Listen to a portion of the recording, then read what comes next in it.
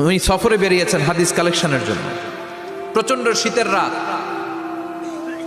উনি মাগরিবের নামাজ, এশারের নামাজ পড়ে একটা মসজিদে শুয়ে পড়লেন, আর শুয়ে শুয়ে হাদিস পড়তেছেন। কি পড়তেছেন? কথা বলেন। আর মনে মনে ভাবলেন রাতটা মসজিদে কাটায় দেই, ফজরের নামাজ পড়ে আবার বেরোবো। কিন্তু দারোয়ান এসে বলে মসজিদে থাকতে পারবেন না, ওঠেন। দারোয়ান আছে না? কথা কন। আহমদ ইবনে হাম্বল বললেন, আমি শুধু রাতটা থাকতে চাই, আমি তো ফজরেরও মুসল্লি, ফজর নামাজ পড়বো তো এই মসজিদে, আমার থাকতে দাও। দারোয়ান তো দেয় না, কেন? মসজিদে থাকার জায়গা না, যান মিয়া। উনি যে আহমদ ইবনে হাম্বল এটা চিনে নাই, থাকতে দেয় না। কি করবে এখন? উনি কাঁথা গুছিয়ে হাদিসের কিতাব নিয়ে কাঁধের মধ্যে ব্যাগ নিয়ে মসজিদ থেকে বেরোয় গেলেন। কি আর করবেন, প্রচন্ড শীত, আর কাঁপতেছেন, বুড়ো মানুষ। পথিমধ্যে দেখলেন বাজার। বাজার একজন খাব্বাজ, শাবুন খাব্বাজ, যুবক রুটি বিক্রেতা। সে রুটি বিক্রি করে, চুলার মধ্যে রুটি সেকে। সে যে সালাম দিল, আসসালামু আলাইকুম। যুবক বলে, ওয়ালাইকুম আসসালাম। আহমদ ইবনে হাম্বল বলে, যুবক আমার যাওয়ার জায়গা নেই, সফরে বেরিয়েছি, খুব শীতে কষ্ট পাচ্ছি, রাতে যদি তোমার এই চুলা থেকে একটু আগুন পোহাই, কোনো সমস্যা? যুবক বলে, না না সমস্যা না, হালান সাহালান, খোশ আমদেদ, আসেন আসেন, আপনি আগুন পোহাইলে আমার সমস্যা কি? সুবহানাল্লাহ পড়েন।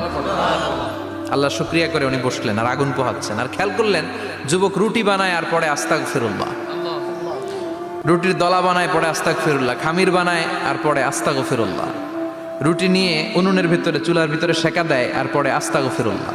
দোকানদারের কাছে কেউ আসলেই সে রুটি দেয় আর পরে আস্তাগফিরুল্লাহ।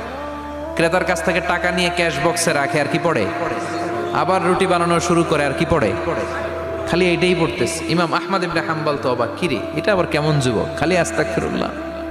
উনি প্রশ্ন করলেন, যুবক ঘটনা কি? আসার পর থেকেই তোমার দেখতেছি তুমি রুটি বানাও, রুটি বিক্রি করো আর পড়ো আস্তাগফিরুল্লাহ, মালাকা ইয়া শাবাব। যুবক বলে, আস্তাগফিরুল্লাহ আমার সবচেয়ে বেশি পছন্দের আমল, আমি সব সময় আঠার মতো ইস্তেগফারের সাথে লেগে থাকি আর সব সময় পড়তে থাকি আস্তাগফিরুল্লাহ, আর এর বদৌলতে আল্লাহ আমারে মুস্তাজাবুদ দাওয়া বানিয়ে দিয়েছে। আহমদ ইবনে হাম্বল তো অবাক, আনতা মুস্তাজাবুদ দাওয়া, তুমি মুস্তাজাবুদ দাওয়া, রুটিওয়ালা।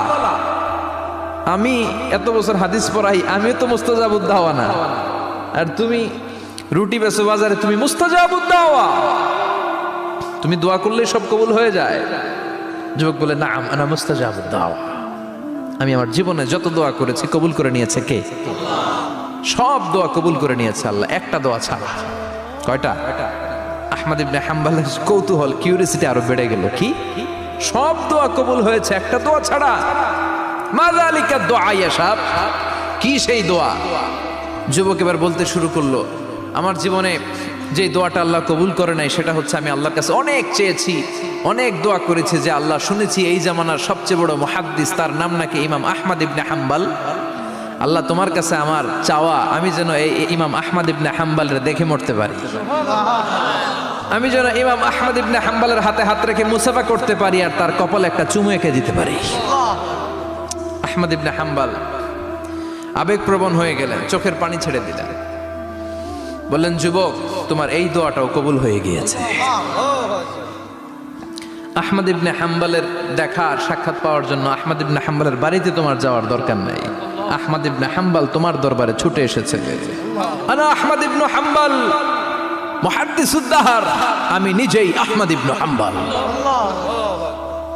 যুবক চোখের পানি ছেড়ে দেয়, আহমদ ইবনে হাম্বল চোখের পানি ছেড়ে দেয়।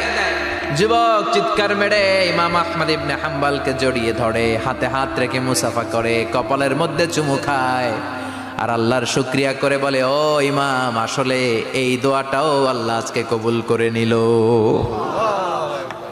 বিশ্বাস হয়? সবসময় ইস্তেগফার করলে আপনার দোয়াগুলোর এইভাবে কবুল করে নিবে কে? এই 5টা জিনিস পাবেন সবসময় যদি ইস্তেগফারের সাথে লেগে থাকেন। রাজি আছেন তো?